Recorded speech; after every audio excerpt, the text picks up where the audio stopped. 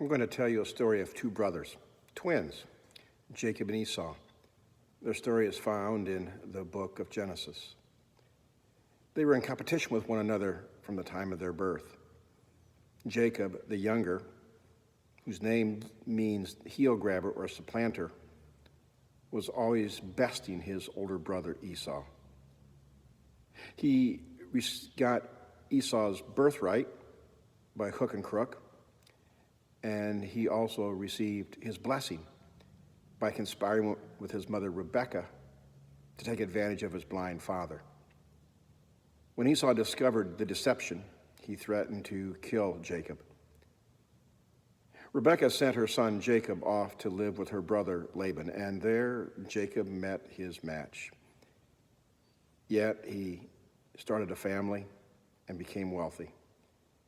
There came a time in his life, as it is in all of our lives, I believe, when he had to face his past, and we have to face our past too.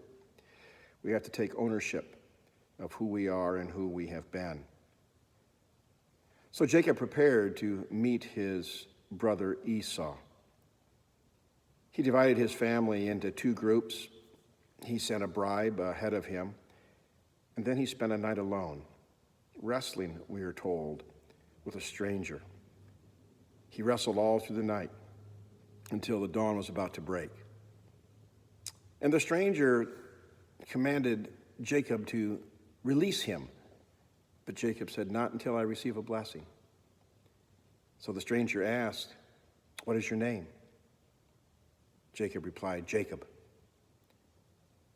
The stranger said, "You will no longer be called Jacob, but you will be called Israel, he who strives with God." And then he touched Jacob on the hip bone, the thigh.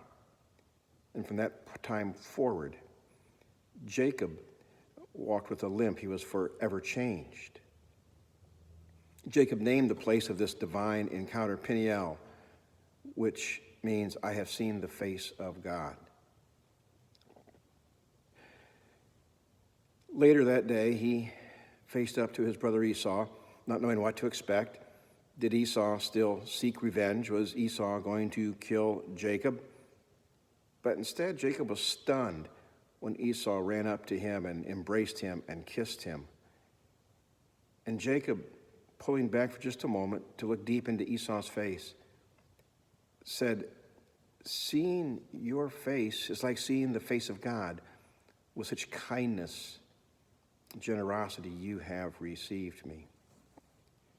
As far as I can tell, Jacob is the only person to have used the image of talking about seeing the face of God, seeing God face to face, and still living.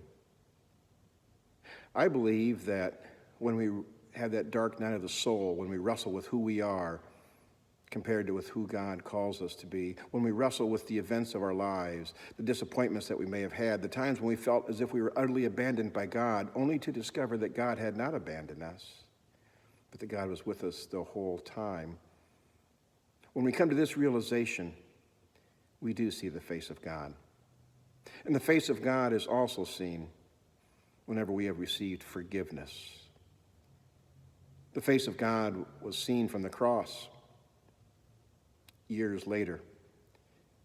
In Jesus, who looked down from the cross and prayed for those who were below him, who were crucifying him, who had turned their backs on him, who had abandoned him, who had betrayed him. He prayed, "Father, forgive them, for they know not what they do." The face of God is seen when we are forgiven. The face of God is reflected when we forgive others. And the face of God is witnessed to in that dark night of the soul when we struggle with who we are and who God is. From that night, we are forever changed.